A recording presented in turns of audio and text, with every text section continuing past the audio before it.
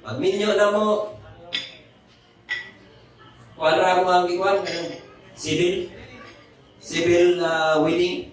Yung mga guys, other time din ha, sa hard craft sa trabaho, other time 3 o'clock, makabot na dito sa justice, sa Palace of Justice. Mag-abot na dito.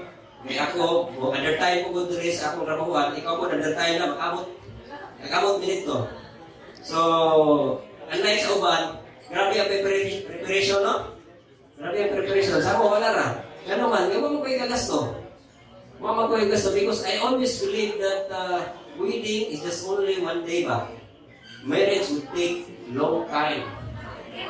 Preparations. Do not prepare for wedding because it just only take one day. You have to prepare for the marriage. No? You have to be practical. You have to be practical. Now we have to be practical. So, I spent only 350 pesos with that. Yun siya nga,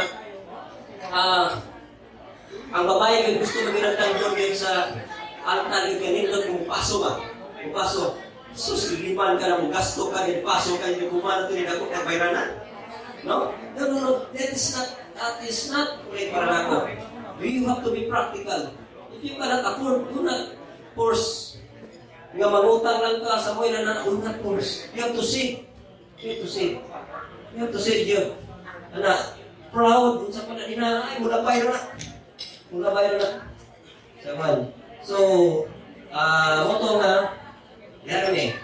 Ang niluhod sa kuha, si Adisiton. O niyang iyahan, nindot pag kayo, ang niluhod, senador. Senador ang niluhod, inisi. Ang name, Carol Senador. Clerk sa korte. Clerk sa korte. Hindi ko lang, kailangan niya sa mga kuhan, wedding, marriage contract. Ikaw proud na yung mga nagkuhan, senador, niya ako, Mayor Adelino Sikoy, Imo Senador. Carol Senador. So, magkatawanan lang eh. Then, nga kami dito sa Bourse, kung matuloy dyan din sa una, another 350 pesos sa kamanok. Si Antonio Sikoy, wala naman ni Kuyo, pasalamat ko. Maligid tawag ko ba?